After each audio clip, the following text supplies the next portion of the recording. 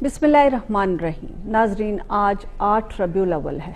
अल्लाह ताला इस बाबरकत महीने में हमें खुशियाँ और प्रॉस्पेरिटी अता फरमाए।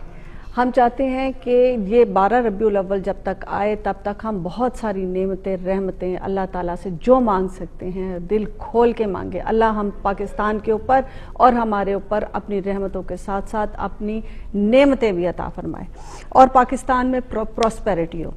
आज जो हमारा टॉपिक है लीगल एडवाइस में, उसमें हमने रखा है कि ऐसी क्या बात है कि जब भी हम इंटरनेशनल लेवल पे जाते हैं, कोई भी इंटरनेशनल डिस्प्यूट अराइज होती है तो तमाम के तमाम केसेस पाकिस्तान जो है वो लूज़ कर चुका है।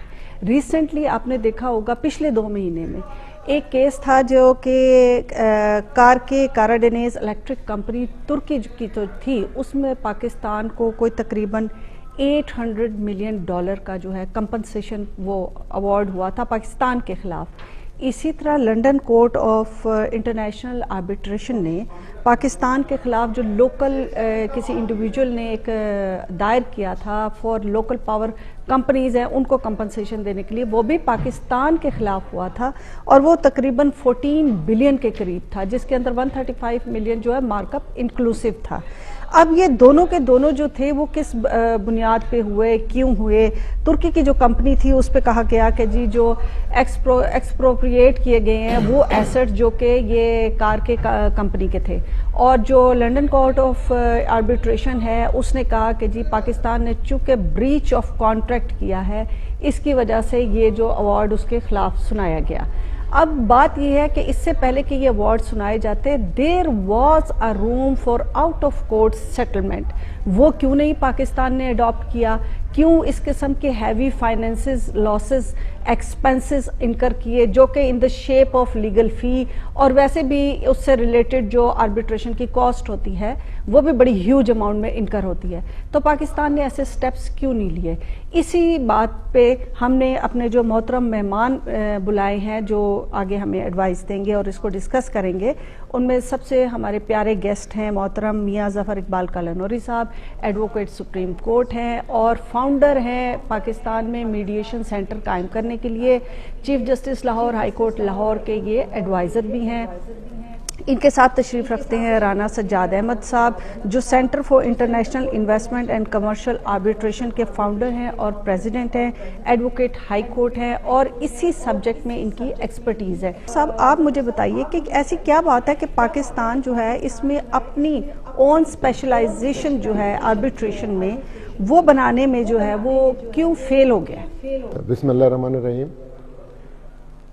पाकिस्तान के अंदर आर्बिट्रेशन वैसे एक फेल्ड फिनोमेना डोमेस्टिकली भी है, दो इंटरनेशनल लेवल पे हमने enforcement of international arbitral awards के लिए 2011 के अंदर एक कानून जो बिल्कुल at par with international law है बना भी चुके हुए हैं।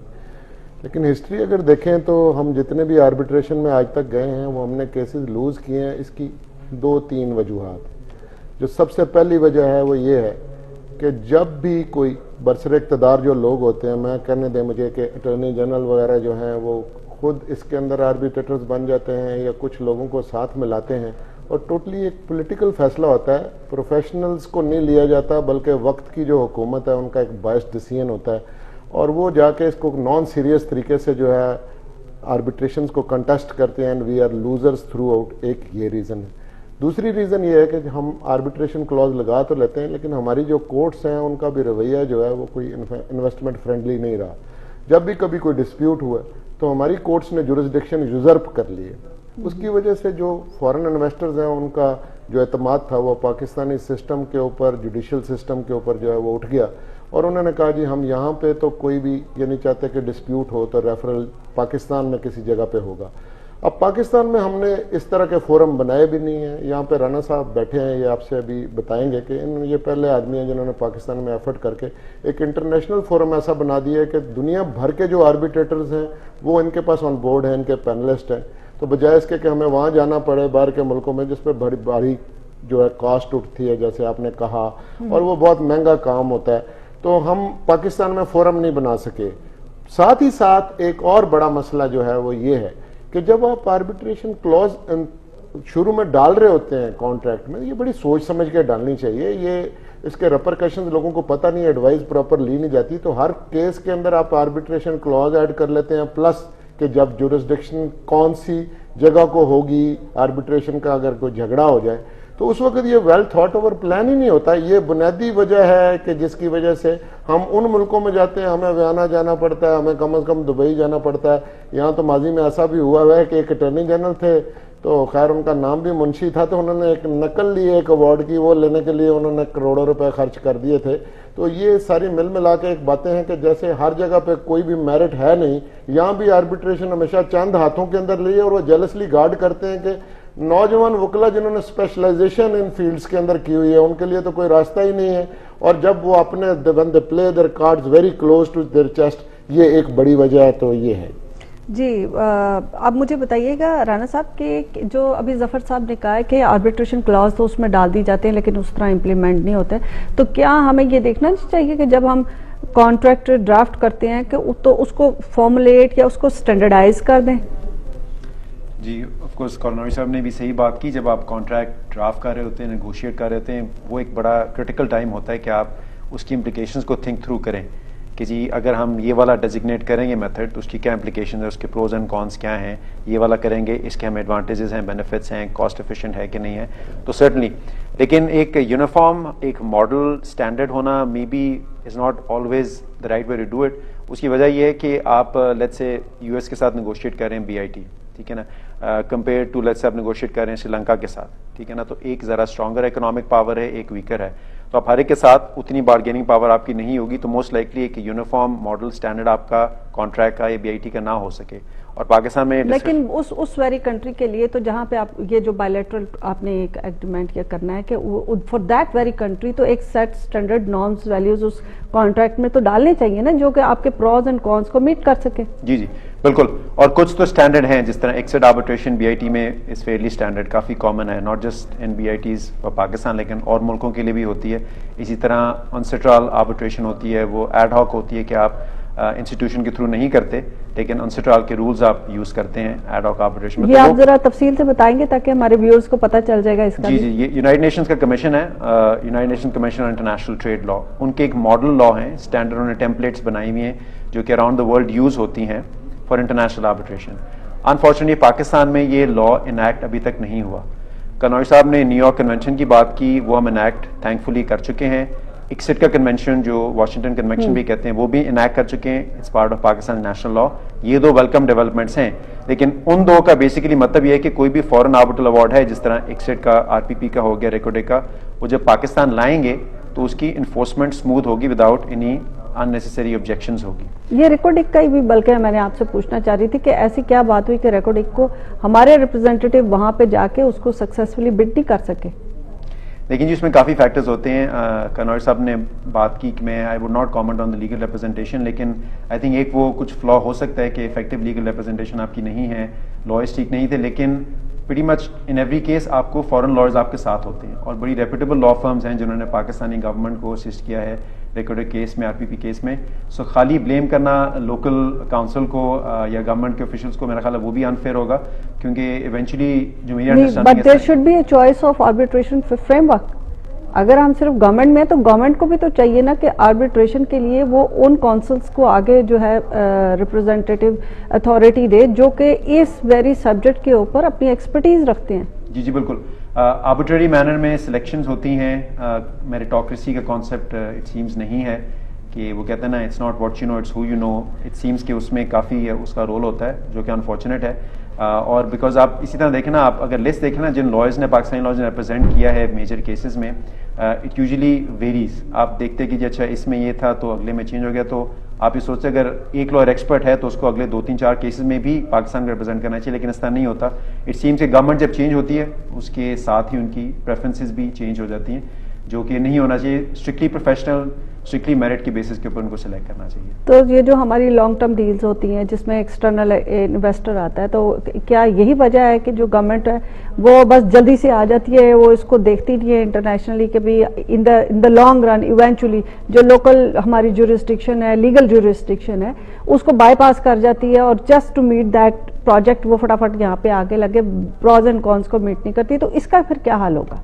देखिए जी हाँ, वो इन रश होते हैं, जल्दी में साइन करते हैं, एज अ सेट के इम्प्लीकेशंस को थिंक थ्रू नहीं करते कि इसके क्या एडवांटेज हैं, डिसएडवांटेज हैं. जैसे कि रिकॉर्डिक में भी किया. जी, लेकिन रिकॉर्डिक में दो पैरेलल प्रोसीडिंग्स चल रही हैं. एक इन्वेस्टमेंट आर्बिट्रेशन की जो इक्सिट ने डिसीजन दी, एक कमर्शियल आर्बिट्रेशन भी है जो आईसीसी के अंडर हो रही है, तो वो तो परसुएंट टू कमर्शियल कॉन्ट्रैक्ट हुई है. दो किस्म की आर्बिट्रेशन हो रही है ना, एक इन्वेस्टमेंट आर्बिट्रेशन होगी आपकी बायलैटरल इन्वेस्टमेंट ट्रीटी के अंडर, और जो दूसरी हो रही है इंटरनेशनल कमर्शियल आर्बिट्रेशन, वो एक प्राइवेट कॉन्ट्रैक्ट उन्होंने बलोचिस्तान गवर्नमेंट से साइन किया था, तो वो तो पैरेलल हो रही हैं. मैं ये कहना चाह रहा हूँ कि जो पाकिस्तानी गवर्नमेंट जो BITs जो बायलैटरल इन्वेस्टमेंट ट्रीटीज़ में एंटर होती है किसी मुल्क के साथ, तो डिस्प्यूट रेजोल्यूशन का जो क्लॉज है उसको एनालाइज करे, एग्जामिन करे कि अच्छा लेट्स से इक्सिट को जाना सूटेबल नहीं है तो हम ऑल्टरनेटिव क्या ऑफर कर सकते हैं. डिफिकल्ट होगा उनको कन्विंस करना. दूसरी पार्टी को कहेंगे जी यूजुअली तो हम इक्सिट में ही जाते हैं, तो आप कहेंगे अच्छा जी हम लेट्स से अनसेट्रल कर सकते हैं, या हम let's say Singapore international arbitration centre में जाएंगे, या हम और मेथड्स यूज करना चाहेंगे, मीडिएशन हम यूज करना चाहेंगे. यूजुअली वो स्टेप्स होते हैं, मल्टी टीयर क्लॉज होते हैं, लेकिन ये कि उसको भी देखना है. और एक और इंपॉर्टेंट चीज होती है BITs में, डेफिनेशंस आपने देखनी होती है कि इन्वेस्टर की डेफिनेशन क्या होती है, इन्वेस्टमेंट की डेफिनेशन क्या होती है, बिकॉज काफी सारे केसेज जो हैं उन चीजों पर रेस्ट करते हैं कि हाँ इसको कैसे डिफाइन किया जा रहा है, एक्सप्रोप्रिएशन क्या होती है. तो ये सारी चीजें जो है सिर्फ एक क्लॉज के ऊपर फोकस नहीं करना चाहिए. इन सब चीजों को आप देखेंगे फिर आपको उसका प्रोज एंड कॉन्स का बेहतर अंदाजा हो सकता है. अच्छा, एक और जो हमारे केसेस इसी तरह ही हुए थे इंटरनेशनली जफर साहब, जैसे कि ये कुलभूषण यादव का ये जो इंटरनेशनल कोर्ट में गया, तो इट वाज वेरी डिसअपॉइंटिंग कि जिन्होंने हमें रिप्रेजेंट किया, I am very sorry to से, I personally was very disappointed क्योंकि वो उस तरह से पाकिस्तान को रिप्रेजेंट नहीं कर सके. तो ऐसी क्या वजह है कि होम ग्राउंड से क्यों नहीं हमारे इतने प्रोफेशनल और इतने वो डेक्स्ट्रस जो है हमारे पास लीगल काउंसिल्स यहाँ पे बैठे हैं जो बड़े अच्छे लॉ मेकर्स हैं और बड़ी अच्छी लॉ फर्म्स हैं जो इंटरनेशनली इसको जो है बीट कर सकती हैं, तो यहाँ से उन्होंने किसी को चूज नहीं किया बल्कि लंदन से उस बंदे को चूज किया जिसकी इतनी ज्यादा जो है वो उसने इंटरनेशनल केसेस भी नहीं कंडक्ट किए हुए थे. तो क्या वजह थी ये कि क्या हमारे मुल्क में किस चीज का कहत है? Thank you very much. आपने जो मिसाल कुलभूषण केस की दी है, देखिए ये इंटरनेशनली एक्सेप्टेड फिनोमेना है कि right to counsel is an accepted norm और ये राइट बंदे को डिनाई नहीं किया जा सकता. अब इसमें इतना छोटा सा मसला था कि ये जो कुलभूषण का ट्रायल हुआ है उसके अंदर उसे राइट टू काउंसिल नहीं दिया गया, तो हम सिंपली जाके ये कह सकते थे डिनोवो ट्रायल कर लेते हैं और राइट टू काउंसिल दे देंगे, और ये हमने इश्यू नहीं की और उसकी वजह से हम केस हार गए हैं. और ये तो दिस गोज विदाउट सेइंग कि फिर फेवरेटिज्म की बात ही है कि एक काउंसिल को उन्होंने एंगेज किया, वो ये बुनियादी नुक्ता जो है वो नहीं जानता और उसने इस बुनियाद के ऊपर हमें एम्बेरस करवाया. हालांकि कुलभूषण पाकिस्तान में जो कुछ कर रहा है, हमारे पास इतनी स्ट्रांग एविडेंस है, इतनी फॉरेन इंटरवेंशन इसके अंदर हुई है, इंडिया ने वो कुछ पाकिस्तान के साथ किया हुआ है कि वो मेरिट्स पे जीत ही नहीं सकता. तो आप उसको कोई भी वकील दे दें और वो एक्सेस बात वहीं आ जाती है कि जो वकील है उनको ये बुनियादी बात जो है वो इतना सा नुक्ता नहीं ले सके और हमें उन्होंने एम्बेरस करवाया. अब एक बात हो रही थी कि अल्टरनेट डिस्प्यूट रेजोल्यूशन की, तो इसके अंदर arbitration is not the only way and mode के जिससे आप डिस्प्यूट्स को रिजॉल्व करते हैं. दुनिया के अंदर मीडिएशन मेरा कहने का मतलब था कि यही जो पहले दो केसेस हमने पिछले 2 महीनों में हारे हैं, हमारे खिलाफ फैसले आए हैं, देयर वाज ए रूम कि भाई पाकिस्तान इसे आउट ऑफ कोर्ट सेटल कर सकता था ताकि उसको जो ह्यूज फाइनेंशियल एक्सपेंसेस हुए हैं उससे वो बच सकता था. सारा कुछ तो देखिए हमारे टैक्सेस का मनी जा रहा है ना, हमारा पब्लिक मनी जा रहा है, तो पाकिस्तान जहां चाहता था वहां पे ये कर सकता था, कर्टेल कर सकता था इन चीजों को. मेरा तो मतलब ये था, ना सिर्फ आर्बिट्रेशन मोड से, बिल्कुल ADR भी है, मीडिएशन भी है, अदर मोड्स भी होंगे, लेकिन मेरा ये कहने का मतलब था कि बजाय इसके कि आप फौरन जो है हिट कर लेते हैं इंटरनेशनल कोर्ट्स को, आप इसको आउट ऑफ कोर्ट यहाँ भी सेटल कर सकते थे. एब्सोल्युटली राइट जी. आर्बिट्रेशन की भी तो अब बहुत सारी टाइप्स दुनिया के अंदर आ चुकी हैं. एक नॉन बाइंडिंग आर्बिट्रेशन भी है, न्यूट्रल एवेल्युएशन लोग करवा लेते हैं कि मेरे केस के चांसेस कितने हैं, आप मीडिएशन है, और बाज़ औक़ात ये मिक्स ऑफ डिफरेंट मोड्स भी हो सकता है. तो मैं इससे आई कुडंट एग्री मोर कि आप इससे पहले के एक ये रेप्लिका ही है ना, आर्बिट्रेशन जो है वो कोर्ट सिस्टम का रेप्लिका है, क्योंकि लिटिगेशन में एविडेंस में जाने से पहले अगर आप एक नेगोशिएशन का प्रोसेस जो है वो शुरू करें और अगर उससे जरिए डिस्प्यूट रिजॉल्व हो जाए तो आपको बहुत सारी कॉस्ट और बहुत सारे लंबी कबाहतों से आप बच सकते हैं. اچھا، اور یہ کیا وجہ ہوتی ہے کہ ہمیشہ جو ہے ہمارے یہاں پہ سے کونسلز جو ہیں وہ چلے جاتے ہیں، رانا صاحب باہر جاتے ہیں، اسپیشلی لندن چلے گئے، دبئی چل کے، یہاں کیا خطرہ ہے؟ یہاں بیٹھ کے کیوں نہیں کرتے؟ لاجسٹکلی یہاں پہ جاب سائٹ ہے، یہاں پہ کام ہو رہا ہے. لیٹ سے کہ یہ جو ہمارا نیلم جیلم ہائیڈرو پاور پروجیکٹ ہے یا پھر ستپارا ڈیم ہے، ریکوڈک وغیرہ ہیں، تو یہ یا سی پیک کا کوئی منصوبہ ہے، تو جاب سائٹ تو یہاں ہے، جورسڈکشن تو یہاں کی اڈاپٹ ہونی چاہیے. تو یہ کیا بات ہے یہاں سے اٹھتے ہیں اور کچھ فارن لائرز لیتے ہیں، اس کو ساتھ لیتے ہیں اور دبئی چلے جاتے ہیں، آسٹریلیا چلے جاتے ہیں یا لندن چلے جاتے ہیں، یہ کیا وجہ ہے؟ بیک ٹو اسکوائر ون، وہی بات میں جو پہلے کر رہا تھا کہ یہ جب آپ آربیٹریشن کلوز جو ہے وہ اگریمنٹ کے اندر شامل کر رہے ہیں تو اس موقع پہ آپ کو یہ سوچنا ہے کہ ان کیس آف ڈسپیوٹ کون سا لا اپلیکیبل ہوگا، کون سے رولز لگیں گے اور کس جورسڈکشن میں جا کے فیصلہ ہونا ہے. اس وقت ہم جلد بازی میں یہ سوچتے نہیں ہیں. مثلا اب یہ سی پیک کی بات ہو رہی ہے، ہیوج انویسٹمنٹ جو ہے وہ چائنا کی یہاں پہ آ رہی ہے، اور وہ جتنے اگریمنٹس ہیں ان کے اندر آربیٹریشن کلوز آپ ایڈ کر رہے ہیں، اور میں نے ابھی تک کوئی ایسا اگریمنٹ نہیں دیکھا جس میں پاکستان کو جورسڈکشن ہو. اسی طرح ٹرکش انویسٹر ہیں جو دوسرے بھی آ رہے ہیں. تو بات اس کی ایک یہ ہے کہ ہم اس وقت سوچتے نہیں، اور دوسری بات یہاں پہ آ جاتی ہے کہ ہمیں یہاں پہ فورم بنانا پڑے گا، اور وہ جو انٹرنیشنل آربیٹریٹرز ہیں وہ یہاں کے اگر وہی ڈسپیوٹ ریزالو کر سکیں تو ہمیں کیا ضرورت ہے ملک سے باہر جائیں، تو یہ بہت بہتر ہوگا. جی رانا صاحب. جی گنوری صاحب نے صحیح کہا، جب آپ کلوز آپ ڈرافٹ کر رہے ہیں اس میں اسٹیپولیٹ کرتے ہیں کہ governing law of the contract کون سا ہوگا، پروسیجرل رولز کون سے ہوں گے. انسٹیٹیوشن آربیٹریشن ہے تو یوزلی انسٹیٹیوشن کے رولز ہوتے ہیں، اگر ایڈ ہاک آربیٹریشن ہے تو آپ لیٹس سے انسٹرال کے رولز کہتے ہیں کہ پروسیجر کو گورن کریں گے. اینڈ مور امپورٹنٹلی جو سیٹ آف آربیٹریشن ہے کہ آربیٹریشن فزیکلی کنڈکٹ کہاں پر ہوگی، یہ سب کچھ جو ہے جب آپ کانٹریکٹ ڈرافٹ کر رہے ہوتے ہیں اس کے اندر چیزیں ڈیسائیڈ ہو جاتی ہیں. تو سیٹ آف آربیٹریشن کافی دفعہ لیٹس سے وہ کہیں گے لنڈن ہوگی، نیو یارک ہوگی، پیرس ہوگی، بیکاز یہ پاپولر ڈیسٹینیشنز ہے فار انٹرنیشنل آربیٹریشن. تو یہ تو پری ڈیٹرمن ہو جاتا ہے اسی ٹائم پہ. تو ایسا نہیں ہوتا ڈسپیوٹ رائز ہونے کے بعد آپ ڈیسائیڈ کریں ہاں یار اب ہم ادھر جاتے ہیں، اس طرح نہیں ہوتا. وہ آپ نے کلوز ڈرافٹ کرنے کے ٹائم ہی آپ نے وہ ڈیزگنیٹ اور اسپیسیفائی کر دیتے ہیں. نہیں وہ تو کرنا ہی ہوتا ہے، لیکن اب جیسے آپ خود بھی فاؤنڈر ممبر ہیں اس کے، کیا آپ نے کوئی ایسا آربیٹریشن کا کلوز کوئی اس میں اسپیسیفائی کیا ہو، کوئی ایسا آپ اپنا پرپوزیشن شیئر کریں گے؟ جی ہم نے جو آربیٹریشن سینٹر بنایا this is Pakistan first international arbitration center. ہمارے ماڈل کلوزز ہیں آربیٹریشن کے، میڈیشن کے، اور ہم پروپوز یہ کرتے ہیں کہ ہمارے سینٹر کے تھرو جو آربیٹریشن کرتا ہے ویدر وہ ڈومیسٹک آربیٹریشن، انٹرنیشنل ہے، فارن انویسٹر ہے، گورنمنٹ باڈی ہے، بزنس مین ہے، وہ یہ پروپوزڈ ماڈل کلوز ہے یہ اپنے کانٹریکٹس میں انکارپوریٹ کریں کہ جی ہاں ان کیس آف ڈسپیوٹ یہ جو سینٹر ہے یہ میڈیٹ کرے گا، آربیٹریٹ کرے گا. یہ تو آپ نے سجیشنز دے دی نا کہ اس طرح کریں.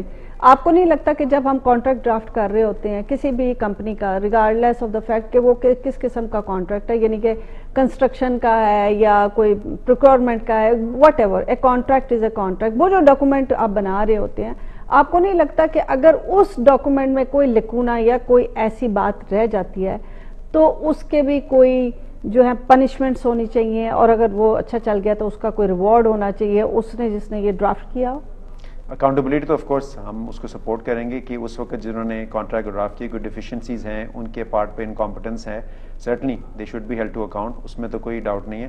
لیکن میرا خیال ہے کہ وہ سولوشن ہے پرابلم کا، اس کی وجہ یہ ہے کہ ہم لوگ ایک کنسلٹیشن کریں، ایک ہماری یونیفارم پالیسی ہونی چاہیے. کیونکہ موسٹلی یہ ہوتا ہے کہ جو ہمارے لیگل کونسلز ہوتے ہیں یا یہ ایکسپرٹیز ہوتی ہیں وہ ڈرافٹ کرنے کے بعد سمجھتے ہیں ان کی ذمہ داری ختم ہو گئی، اور اس کے بعد وہ جب ایگزیکیوشن میں آ جاتا ہے ڈرافٹ اور اس کے اوپر کام شروع ہو جاتا ہے کانٹریکٹ پہ، اور بعد میں پتہ چلا کوئی بریچ ہو جاتی ہے تو اس کے اوپر بھی. تو اس لیے میں کہہ رہی ہوں کہ ہی ہمسیلف وہ جو ہمارا ڈرافٹنگ پرسن ہے یا وہ جو اسکلڈ ورکر تھا اس کا ڈرافٹ کرنے والا ہے اس کو بھی اکاؤنٹیبل ہونا چاہیے. اس کے لیے بھی یا تو اگر اچھا ایگزیکیوٹ ہو گیا تو ریوارڈ ہو، نہیں تو پھر پنشمنٹ ایکولی اس پہ بھی آنی چاہیے کہ تم نے یہ پوائنٹ کیوں مس کیا. یہ میں آپ کو ایک بات کرتا ہوں، آج کل اس ملک کے اندر احتساب کی بات ہو رہی ہے، اکاؤنٹیبلٹی کی بات ہو رہی ہے. تو یہ بات میں بڑے زور سے کہتا ہوں کہ اکاؤنٹیبلٹی جو ہے وہ صرف پولیٹیشین تک تو محدود نہیں رہے گی. اکاؤنٹیبلٹی اب ہو رہی ہے تو یہ اکراس دی بورڈ ہونی چاہیے.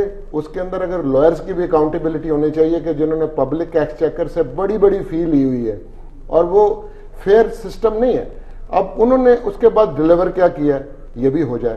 اگر جوڈیشری کی بھی اکاؤنٹیبلٹی ہو جائے کوئی حرج نہیں، اب آرمی کی بھی ہو جائے، اب سول سرونٹس کی بھی ہو جائے. جب بات چل نکلی ہے نا تو پھر یہ بھی اکاؤنٹیبلٹی ہونی چاہیے کہ بہت سارے وکلا جو ہیں یہاں پہ جو میجورٹی وکلا کی ہے وہ تو شاید 50,000 روپیز اے منتھ بھی ان کی آمدنی نہیں ہوگی. یہاں پہ بھی ایک مافیا اسی طرح ہے جیسے ملک میں غیر منصفانہ تقسیم ہے, تو یہاں پہ بھی کوئی میرٹ سسٹم نہیں ہے, اپنے فیوریٹ لوگوں کو جو ہے وہ کیسز دیے جاتے ہیں. یہ ظفر صاحب میں نے یہ کوشچن آپ سے اینڈ میں پوچھنا ہے ویسے تو رانا صاحب آپ مجھے بتائیں کہ جیسے کہ یہ ہمارے جو انٹرنیشنل کورٹ فار ڈسپیوٹ نے جو ایوارڈ کیا ہے ہمارے خلاف, اس نے کہا کہ ایکسپروپریٹ کیے آپ نے ایسٹس کو یہ کار کے کمپنی کے, تو ایکسپروپریٹ سے کیا مراد ہے ان کا؟